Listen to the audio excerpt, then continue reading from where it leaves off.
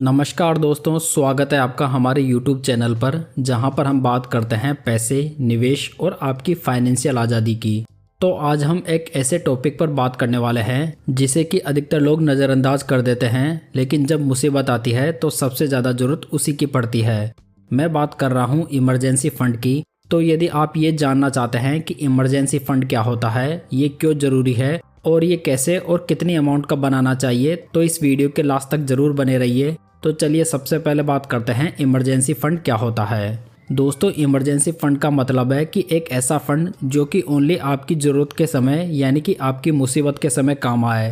देखा जाए तो दोस्तों, मुसीबतें बिना बताए आती है, जैसे कि यदि किसी की जॉब चली जाए या किसी की अचानक से फैमिली में तबीयत खराब हो जाए या भगवान ना करे फैमिली में किसी का एक्सीडेंट हो गया हो या अचानक से कोई बड़ा खर्चा आ गया हो। यदि इन सब सिचुएशन में आपके पास में पैसों की व्यवस्था नहीं है तो ऐसी कंडीशंस में या तो आप डेट लेंगे या अपने इन्वेस्टमेंट को बेचेंगे। और देखा जाए तो ये जो दोनों बातें हैं वो आपको फाइनेंशियल रूप से कमज़ोर कर सकती है।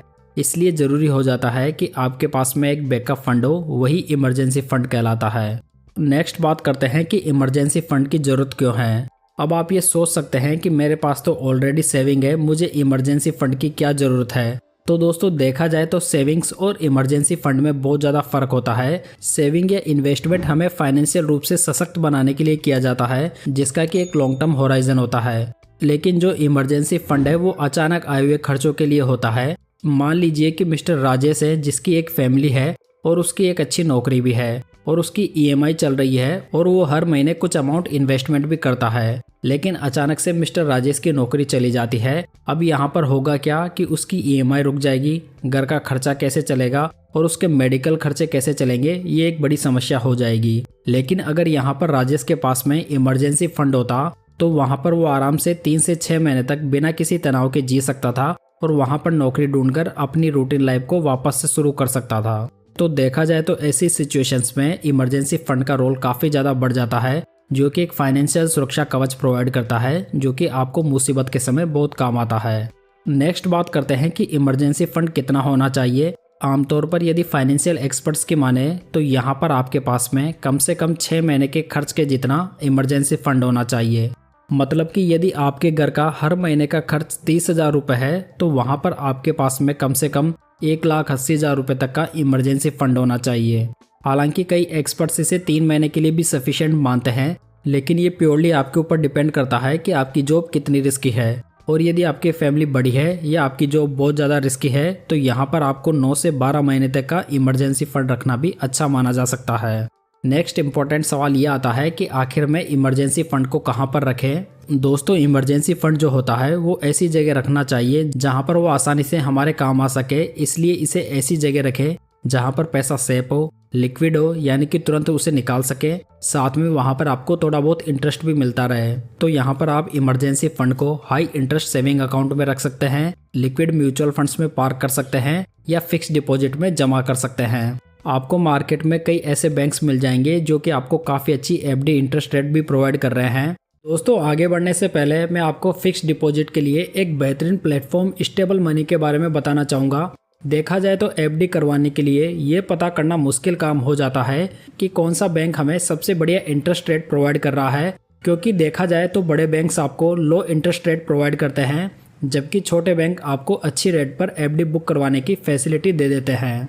बात करें स्टेबल मनी की तो यहाँ पर आपको 200 प्लस बैंक्स की एफडी कंपेयर कर सकते हैं, जिनमें कि आप इनके द्वारा प्रोवाइड किए जाने वाले बैंक्स एंड एनबीएफसी के साथ में इसी पोर्टल से एफडी भी करवा सकते हैं। प्रेजेंट में देखा जाए तो इंडिया में रेगुलर सिटीजन के लिए मैक्सिमम एफडी रेट्स 8.25% है, जबकि सीनियर सिटीजन्स के लिए ये 8.40% है, जिसमें कि आपको सभी बैंक्स के अलग अलग टाइम पीरियड के लिए अलग अलग रेट्स ऑफर किए जाते हैं। लेकिन स्टेबल मनी में आप आसानी से ये फाइंड कर सकते हैं कि आपके लिए कौन सी एफडी बेस्ट रहेगी और वहाँ से ही आप एफडी भी करवा सकते हैं। यदि आप इनकी ऐप को डाउनलोड करेंगे तो आपको कुछ ऐसा इंटरफेस दिखाई देगा जैसे कि मुझे मेरे लिए एफडी फाइंड करनी है तो यहाँ पर मैं एफडी सेक्शन में जाऊंगा, जहाँ पर मुझे हाई रिटर्न्स का सेक्शन दिखाई देगा, जिसमें कि मुझे हाईएस्ट रेट वाले एफडी विद टाइम दिखाई देंगे। साथ ही मुझे यहाँ पर रेकरिंग डिपॉजिट ऑफर करने वाले bank, no penalty withdraw FDs और रेगुलर इनकम वाली एफडी जैसे सेक्शन भी देखने को मिल जाएंगे,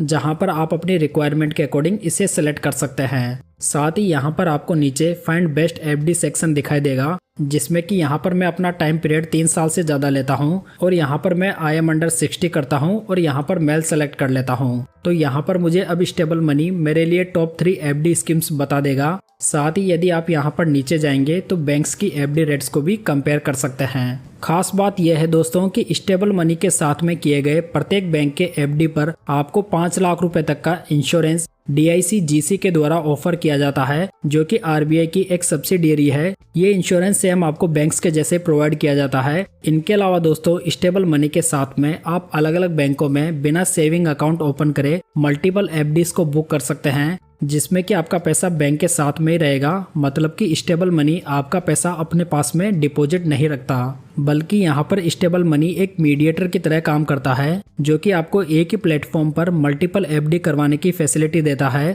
साथ ही आप यहाँ पर मिनिमम 1000 रुपए से एफडी करवा सकते हैं, जिसका आपको सीधा बैंक से टेक्स्ट मैसेज और ईमेल भी आ जाएगा। दोस्तों स्टेबल मनी की पूरी प्रोसेस डिजिटल होती है, जिसमें कि वीडियो KYC के थ्रू ये प्रोसेस पूरी की जाती है। साथ ही जो एफडी की इंटरेस्ट रेट रहती है वो समय समय पर चेंज भी हो सकती है। कुल मिलाकर दोस्तों स्टेबल मनी एक बढ़िया और सेफ प्लेटफॉर्म है, जो कि फिक्स डिपॉजिट के लिए बेस्ट माना जा सकता है। दोस्तों प्रेजेंट टाइम में 30 लाख से भी अधिक लोग स्टेबल मनी के साथ में जुड़े हुए हैं। सो यदि आप भी अपने लिए बेस्ट इंटरेस्ट रेट वाली एफडी करवाना चाहते हैं तो आप स्टेबल मनी यूज कर सकते हैं, जिसका कि डाउनलोड लिंक मैंने डिस्क्रिप्शन बॉक्स और पिन कमेंट में दिया हुआ है।